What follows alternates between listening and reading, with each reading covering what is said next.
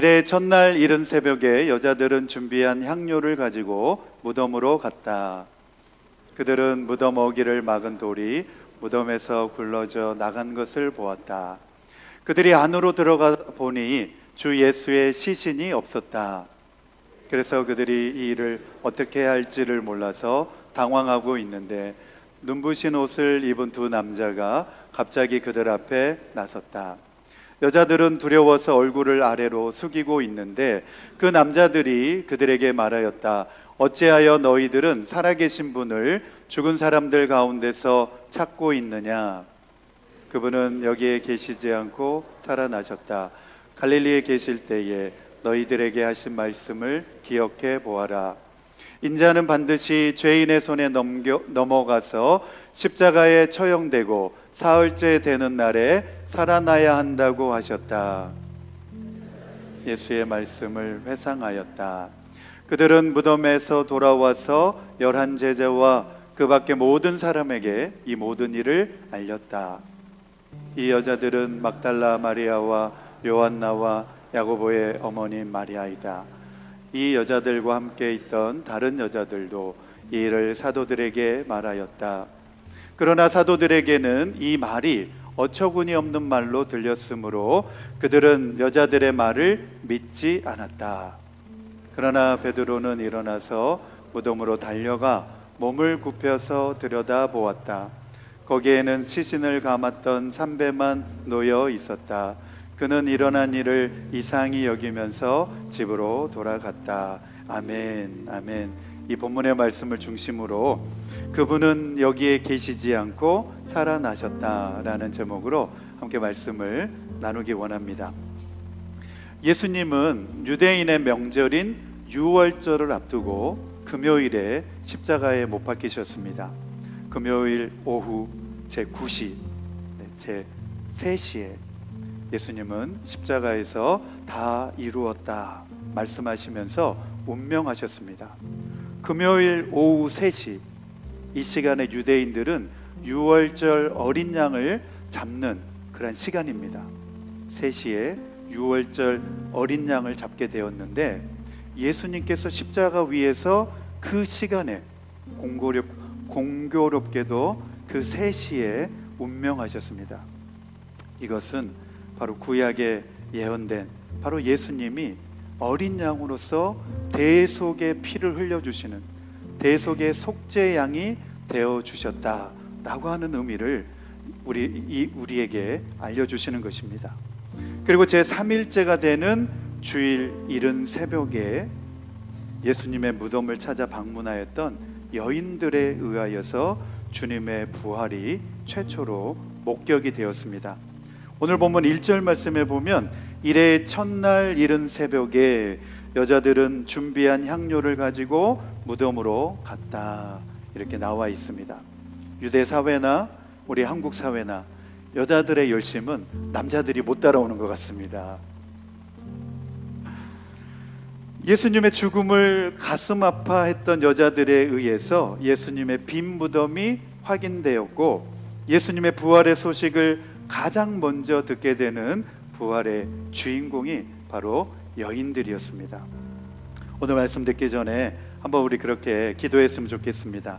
예수 그리스도 장사된 지 3일에 살아나셨고 죽음을 이기시고 부활 승리하셨음을 나 자신부터 확실한 믿음으로 고백하며 여기에 있는 우리 모두가 예수님의 부활에 증인된 삶을 우리 신실하게 감당하게 하옵소서. 우리 그렇게 우리 주여 한번 부르시고 소리내어서 함께 우리 기도하겠습니다. 시작. 주여, 우리 주님 십자가에 못 박혀 죽으시고 제3일에 살아나셨습니다.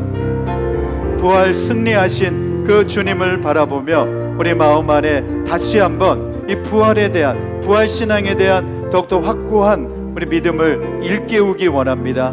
오늘 주님의 부활의 이 기쁨의 아침을 우리 함께 맞이하면서 우리도 주님과 같이 부활할 것을 다시 한번 우리 마음 가운데 확신하며 우리의 생명 다하는 그날까지 우리의 목숨 다하는 그날까지 예수님의 부활의 증인되어서 우리의 이 부활의 증인된 사명을 끝까지 놓치지 않고 감당할 것을 오늘 말씀을 통하여 다시 한번 다짐할 수 있는 이 시간 되게 하여 주시옵소서. 아버지 하나님 감사합니다.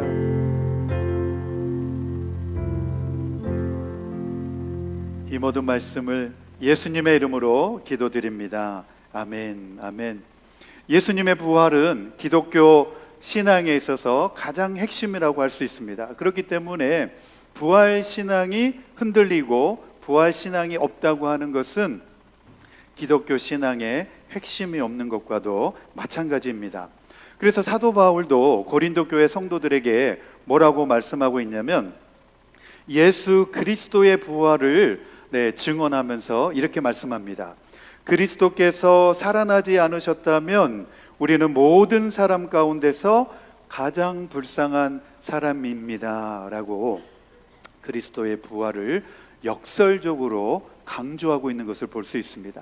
그리스도의 부활하심을 믿지 않는다면, 그 부활이 없었다면 우리가 가장 불쌍한 사람이었을 것입니다. 반대로 바꾸어서 말해보면 그리스도의 부활이 있었기 때문에 우리의 믿음이, 그리고 그 부활을 믿는 우리가 가장 세상에서 행복한 사람들인 줄로 믿습니다. 아멘. 예수님 부활하셨기 때문에 그 부활을 믿는 사람들이 가장 행복한 사람들이라는 것입니다. 우리 고린도 전서 15장 16절에서 20절입니다. 한 목소리로 읽겠습니다. 시작. 죽은 사람들이 살아나는 일이 없다면 그리스도께서 살아나신 일도 없었을 것입니다. 그리스도께서 살아나지 않으셨다면 여러분의 믿음은 헛된 것이 되고 여러분은 아직도 죄 가운데 있을 것입니다. 그리고 그리스도 안에서 잠든 사람들도 멸망했을 것입니다. 그리스도 안에서 우리가 바라는 것이 이 세상에만 해당되는 것이라면 우리는 모든 사람 가운데서 가장 불쌍한 사람일 것입니다. 그러나 이제 그리스도께서는 죽은 사람들 가운데서 살아나셔서 잠든 사람들의 첫 열매가 되셨습니다. 할렐루야, 아멘. 네, 그리스도께서 살아나셔서 잠든 사람들의 첫 열매가 되었습니다. 그랬습니다. 잠든 사람들, 죽은 사람들이죠. 주 안에서 죽은 사람들, 그리고 첫 열매가 되셨다라고 하는 이 사실이 너무나 중요한 말씀입니다. 구약에서 첫 열매, 첫 소산의 첫 열매를 하나님께 바치도록 되어 있습니다. 하나님께 바치면 그 다음 수확하는 모든 열매들을 다 하나님께 바친 것이나 다름이 없다. 그런 의미에서 첫 소산의 첫 열매를 하나님의 것이라고 이렇게 바치게 되었습니다. 마찬가지로 그리스도께서 다시 살아나심으로써 그를 믿는 모든 성도들의 부활도 확보된 것이나 다름이 없다라고 하는 사실입니다. 할렐루야. 네, 태어나면서 선천적으로 소아마비에 걸렸던 송명희 시인이 있습니다. 네, 이분은 한 글자 한 글자 이렇게 쓸 때에 소아마비에 걸려가지고 한 글자 한 글자 쓰는 것도 온몸을 막 비틀어 가면서 한 글자 한 글자 써 내려가는 그런 분인데, 이분이 쓰신 많은 시들이 저도 참 좋아하는 시들이 많고, 또 이 시들을 복음성가 이렇게 곡을 붙여가지고 복음성가로 만든 노래들이 많이 있습니다. 그 가운데서 주님의 고통이라고 하는 시에 노래하는 어부들이라고 하는 이 찬양팀이 거기다가 곡조를 붙여서 고백하고 있습니다.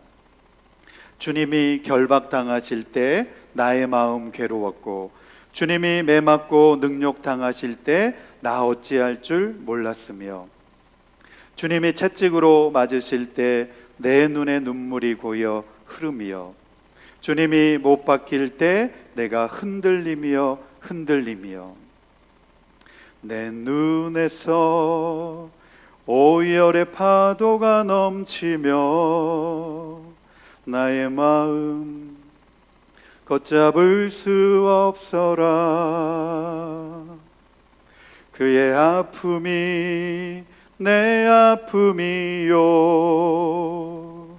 그의 죽음 내 죽음이라. 그 그러기에 그의 부활도 내 부활이네. 그러기에 그의 부활도 내 부활이네. 아멘. 주님의 부활이 내 부활이다 라고 고백하고 있는 것입니다. 그래서 우리 첫 번째 주제로 살펴볼 내용이 바로 이 내용입니다. 같이 한번 읽겠습니다. 시작. 주님께서 부활하셨다는 사실이 나의 인생에 어떤 변화를 가져왔는가 하는 질문이 나 자신에게 반드시 필요하고, 그 대답을 통해서 내가 부활의 확신과 소망을 가진 사람인지를 확인할 수 있습니다. 그렇습니다. 네, 예수님께서 부활하셨다고 하는 사실이 나의 인생에 어떤 변화를 가져왔는가, 내 인생에 어떤 변화를 주었는가 라고 하는 이 질문이 나에게 너무나 중요하다는 겁니다. 나 자신에게, 나의 삶 전체를 바라보게 하는 시각과 태도에 큰 영향을 미칠 수 있는 질문이기 때문에 이 질문이 오늘 나에게 너무나 중요하다는 것입니다. 저의 경우에는 세 가지로 설명을 드릴 수 있는데, 첫 번째로는 나의 삶의 목적과 방향이 완전히 달라졌다는 것입니다. 예전에는 내가 원하는 대로, 내 중심대로 살아가는 걸 원했습니다. 내 성공이나 또 남에게 인정받는 것, 그리고 안정된 생활에 집중했다고 한다면, 부활하신 예수님을 믿고 나서는 하나님 나라를 위한 삶, 그리고 이웃을 섬기는 삶, 그리고 영원한 생명을 소망하는 삶으로 바뀌어졌다고 하는 것입니다. 이것은 그냥 우리가 사는 것이 아니라 왜 사는가에 대한 질문을 던져주는 너무나 중요한 내용입니다. 제가 어릴 때 김병조 씨, 개그맨이죠. 코미디언 김병조 씨가 있습니다. 그분이 이제 유명한 그 개그를 했었죠. 인간아 왜 사냐 막 이러면서 이제 우리 이제 생각도 없이 막 웃기니까 이제 따라했는데, 지금 와서 생각해 보면 왜 사는가에 대한 질문은 굉장히 철학적인 고민이 담겨져 있는 아주 중요한 질문이라는 거예요. 나는 왜 사는가? 나는 왜 여기에 있는가? 나는 왜 사는가에 대한 우리 인생의 목적과 방향이 달라질 수 있는 굉장히 중요한 질문이라는 겁니다. 두 번째로는 내 삶의 기준이 바뀌어졌습니다. 내 삶의 기준이 나에서 예수님으로 바뀌어지게 되었다는 것입니다. 이전에는 내 중심에서 세상의 기준을 따라가면서 돈 많이 벌고 또 세상에서 성공하고 사람들에게 유명해지고 이런 것에 따라 흔들렸다면, 이제는 예수님이라면 어떻게 하셨을까? 그것을 내 삶의 기준으로 삼고 살아가게 되었다는 것입니다. 예수님이라면 어떻게 하셨을까? 그것을 내 인생에 진지하게 물어보면서 살아가게 되었다는 거예요. 부활하신 주님이 지금도 살아계심을 나는 믿기에, 그 주님이 나의 인생 가운데 나와 동행하고 계심을 내가 믿기에, 그리고 그 주님이 내 삶을 책임져 주시고 인도해 주심을 믿기에 나는 주님을 따라가기로 결정했다는 거예요. I have decided. No turning back, no turning back. 뒤돌아서지 않겠네. 나는 주님을 따르기로 결정했다는 것입니다. 마지막 세 번째로 용서와 회복의 삶을 살게 되었다라고 하는 사실입니다. 부활은 단지 예수님의 부활이 아니라 우리의 관계와 우리의 정체성과 우리의 내면도 새롭게 해주실 수 있다라고 하는 사실입니다. 그래서 나 자신을 용서할 수가 있고, 그리고 다른 사람을 용서하며 관계를 회복하는 힘이 바로 우리 예수님에게 비롯되어진다라고 하는 사실입니다. 오늘 우리가 누가복음의 말씀을 읽었는데, 이 누가복음의 본문의 말씀에 보면 예수님의 부활에 대한 내용이 나오고 있습니다. 이 내용 가운데 보면 등장인물 사이에서 예수님의 부활이 분명히 그대로 눈앞에서 일어난 사건, 실제적인 사건임에도 불구하고 이 예수님의 부활을 깨닫지 못하는 안타까운 모습을 볼 수가 있습니다. 예수님 부활하신 그 예언의 말씀을 그들이 분명히 들었음에도 불구하고, 그리고 그 예수님의 부활이 그들의 삶 가운데서 실제적인 사실로 일어났음에도 불구하고 그들이 깨닫지를 못했다라고 하는 사실입니다.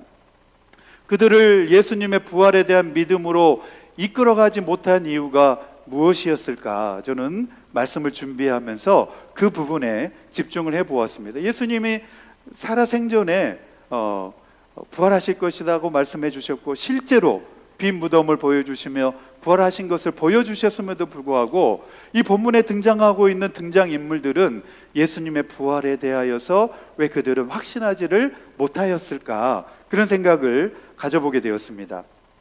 무덤에 찾아갔을 때 무덤을 막고 있었던 문이 옮겨져 있었고, 그 안에 들어가서 보니까 주 예수의 시신이 없었더라, 이렇게 묘사하고 있습니다. 빈 무덤을 보고서도 예수님이 부활하셨는데 대한 확신을 갖지를 못했습니다. 그리고 6절 말씀에 보면 어찌하여 너희들은 살아계신 분을 죽은 사람들 가운데서 찾고 있느냐, 그분은 여기에 계시지 않고 살아나셨다라고 하는 천사의 증언에도 불구하고 예수님의 부활에 대한 확신을 갖지 못하는, 확신에 찬 믿음의 모습을 보여주지 못하는 여인들과 제자들의 모습을 오늘 본문 가운데서 살펴볼 수가 있습니다. 마찬가지로 오늘을 살아가는 우리 성도들의 모습 가운데에서 공통적인 고민이 아닐까, 이런 생각도 가져보게 되었습니다. 왜 그들은 예수님의 부활의 현장에 있었음에도 불구하고 부활에 대한 확신에 찬 믿음으로 반응하지 못했을까? 그것은 그들 안에 도사리고 있었던 의심과 불신의 마음에 사로잡혔기 때문에 그렇습니다. 믿음과 반대되는 영역이 바로 의심입니다. 그렇기 때문에 불신하는 것이죠. 네, 의심과 불신의 마음에 사로잡혔기 때문에 부활의 현장에 있었음에도 불구하고 예수님의 부활을 확신 있게 받아들이지 못했다는 것입니다. 우리 누가복음 24장 8절에서 9절 11절 말씀입니다. 같이 읽겠습니다. 시작. 여자들은 예수의 말씀을 회상하였다. 그들은 무덤에 돌아와서 11 제자와 그 밖의 모든 사람에게 이 모든 일을 알렸다.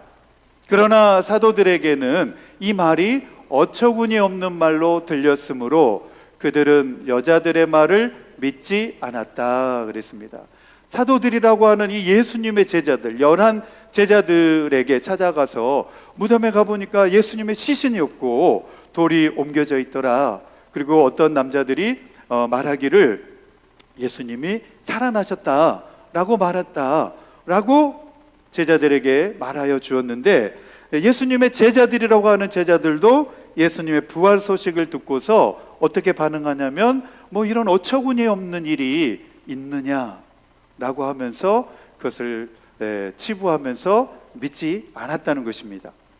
십자가에 달려 죽으신 지 벌써 3일이나 되었는데 예수님이 다시 부활하셨다는 말이 도대체 그들에게는 너무나 어처구니 없는 말로 여겨졌다는 것이요.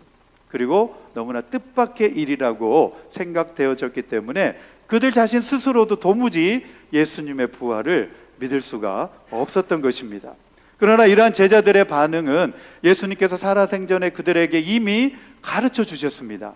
그들에게 예수님께서 사람들에게 넘겨지고 죽은 다음에 3일 만에 살아나야 될 것이다 라고 이미 예수님께서 말씀해 주셨을 때에도 그들은 예수님의 부활을 도무지 이해를 못했습니다. 누가복음 우리 9장 44절에서 45절 말씀 함께 읽겠습니다. 시작. 너희는 이 말을 귀담아 들어라. 인자는 사람들의 손으로 넘어갈 것이다.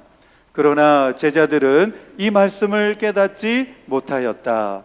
그들이 이 말씀을 이해하지 못하도록 그 뜻이 숨겨져 있었다. 또한 그들은 그 말씀에 관하여 그에게 묻기조차 두려워하였다. 이미 예수님께서는 제자들에게, 사랑하는 제자들에게 부활에 관하여서 이미 알려주셨음에도 불구하고 그들은 부활에 대하여 이해를 하지 못했다는 것입니다. 여기까지 내용만 보면 그들의 인생 가운데 예수님의 부활의 소식이 어떠한 그들의 삶 가운데서 변화를 이끌어내지 못하는 것 같아 보였지만, 이들은 곧 예수님의 부활하신 것을 목격하고 나서, 부활하신 예수님을 만나고 나서 그들은 부활을 증언하는, 부활의 증인된 삶을 살아가게 된 것을 볼 수가 있습니다. 부활하신 예수님을 만나고 나서 그들은 부활의 증인으로 변화되었던 것입니다. 이렇게 변화된 부활의 증인들을 통하여서 2000년이 지난 지금까지도 예수님의 부활을 믿는 성도들의 이 신앙으로 이 부활 신앙이 지켜져 왔고, 그리고 오늘 이 시간 예배드리는 우리들의 마음 가운데에도 이 부활에 대한 확신과 믿음이 우리 마음 가운데서 살아 역사하고 꿈틀거리고 있는 줄로 믿습니다. 세상의 위대한 성인들은 무덤을 자랑합니다. 그리고 세계 종교의 창시자들도 자신들의 시체를 방부 처리해가지고 미라로 전시하면서 그것을 자랑하는 것을 볼 수 있습니다. 석가의 무덤이다, 여기가 마호메트의 무덤이다 라고 하면서 그 무덤을 자랑합니다. 그리고 공산주의 국가들, 또 세계 종교의 창시자들을 보면 시체를 방부 처리해가지고 자랑을 합니다. 그러나 우리 기독교는 예수님의 빈 무덤을 자랑하는 줄로 믿습니다. 우리 주님은 죽음 가운데 누워 계시는 분이 아니시기 때문에 그렇습니다. 우리 주님은 다시 살아나신 줄로 믿습니다.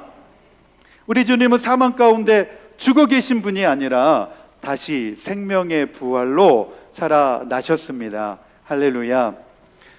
지난 우리 성금요 예배 때 EM과 연합 예배를 드렸습니다. 그리고 EM의 우리 이재욱 목사님께서 말씀을 전해주셨는데, 목사님 말씀 가운데에서 갈수록 기독교인의 비율이 줄어들고 있다, 현저하게 줄어들고 있다, 이런 이제 내용의 말씀을 전해주셨습니다. 저는 이제 목회자이기 때문에 그 말씀을 귀담아 듣고 저도 한번 집에 가서 이제 이렇게 찾아보았습니다. 전 세계 기준으로 해서 2024년을 기준으로 기독교인의 비율이 대략 31%입니다. 많이 줄어들었죠. 그리고 우리 대한민국을 기준으로 해서 2021년을 기준으로 기독교인의 비율이 약 17%로 줄어들었다고 합니다. 4분의 1이 기독교인이라고 했고, 또 20%가 넘는다고 한 때가 있었는데, 지금은 이제 20%가 안 되고 17%로 줄어들었습니다. 자막에 보면 2005년도에 조사한 통계에 보면 개신교의 비율이 18.3%, 2015년에는 19.7% 증가하다가 2021년에는 17%, 17.3%로 줄어들고 있습니다. 이것이 굉장히 심각한 문제인 것이죠.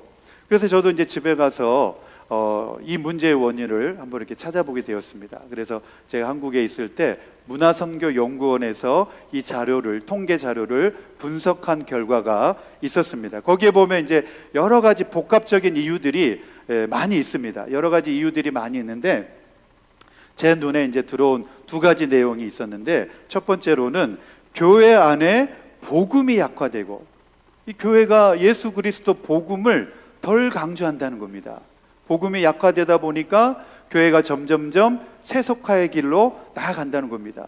교회가 점점점 인본주의로 흘러가고 계속해서 세속화되어지는 것에 문제가 있다, 이런 이제 결과를 분석해 놓았고, 또 하나는 기독교 신앙의 핵심인 부활 신앙이 약화되어지고 있는 결과이다, 이렇게 분석을 해 놓았습니다.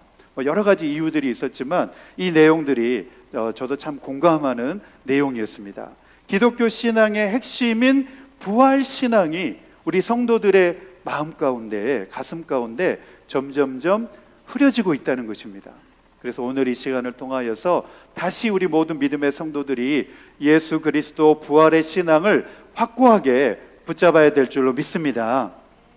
저와 여러분이 예수 그리스도 복음 전도자의 삶을 우리가 살아가야 하고, 부활의 산 증인으로서의 사명을 함께 물려받은 사명자의 삶으로 저와 여러분이 살아가야 된다는 것입니다. 여기에 우리 인생의 궁극적인 의미와 목적이 있는 줄로 믿습니다. 오늘의 말씀을 이제 마무리해 보면 예수님의 부활을 전하는 부활의 증인으로서 우리는 세상과 구별된 그리고 하나님 중심의 삶을 우리가 추구해 나가야 된다는 것입니다. 할렐루야. 그래서 첫 번째로는 내 생활과 삶으로 이 부활을 증거해야 된다는 것입니다.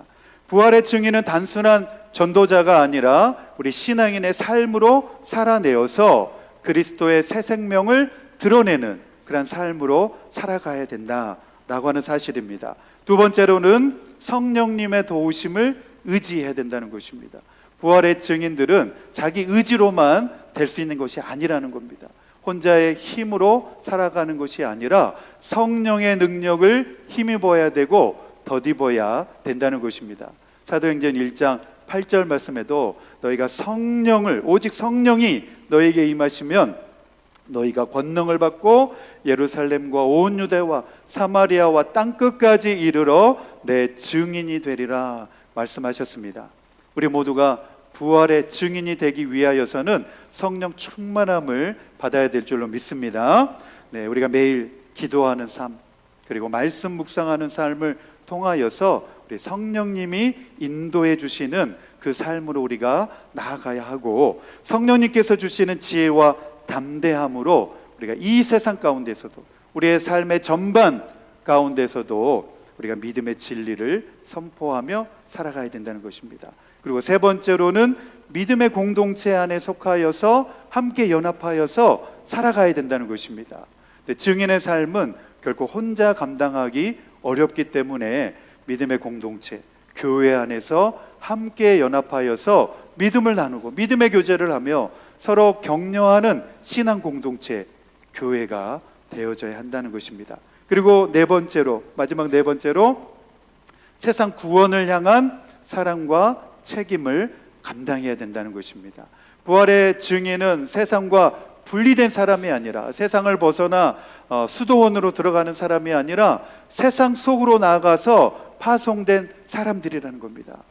교회에 모여서 또 이번 한 주간 동안 여러분들을 세상으로 파송을 해서 세상 가운데서 우리가 세상에 파송된 선교사로서의 삶을 우리 믿음의 성도들이 다 함께 살아가야 된다라고 하는 사실입니다.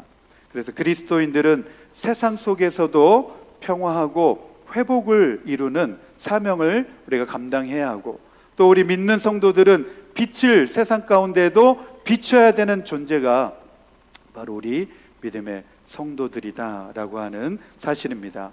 오늘 말씀 우리 기억하시면서 믿음으로 이 시간 결단하기 원하는데 우리 4월 주제 찬양입니다. 우리 주 예수 나의 산소망 부르시면서 우리 함께 믿음으로 이 시간 결단하겠습니다.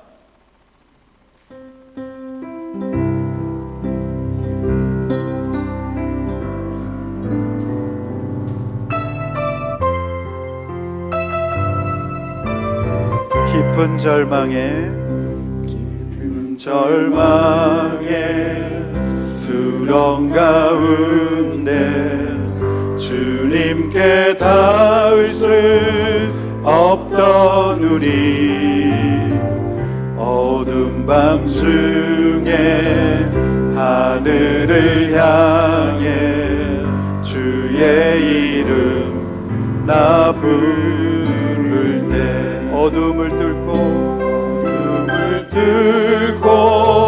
오신 주 사랑 나의 절망 거두셨네. 주님의 공로 다 이루셨네. 주 예수 나의 산소 그 누가 주의 자비다 알아 한없는 은혜 증량할까 영광을 떠나 이 땅에 오신 죄가 되신 구주 주의 십자가 내게 말하네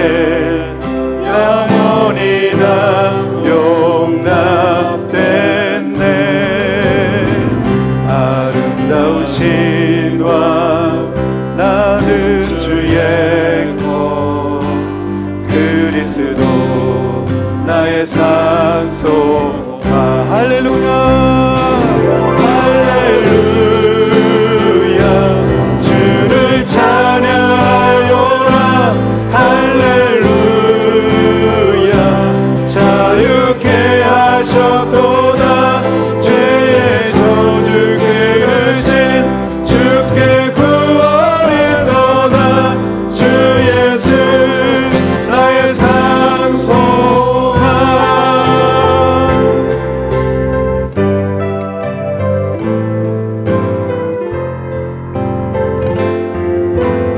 언약된 아침 언약된 아침 장사된 몸에 부활의 오후 시작됐네. 유다의 사자 위엄찬 선포 사망이 무너졌도다. 이제 사망은 무덤이 더는 우리를 주장할 수 없네.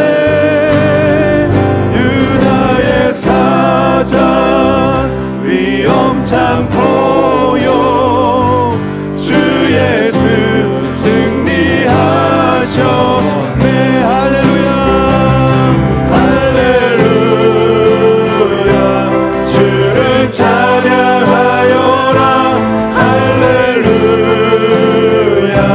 자유케 하셨도다. 죄의 저주 그르신 주께 구원이 또다. 주 예수 나의 산소만. 그리스도 나의 산소만. 당신은 나의 산소만. 할렐루야 우리 주님이 우리의 산소망 되심을 믿습니다. 우리 주님께 영광과 감사의 박수를 올려드리겠습니다.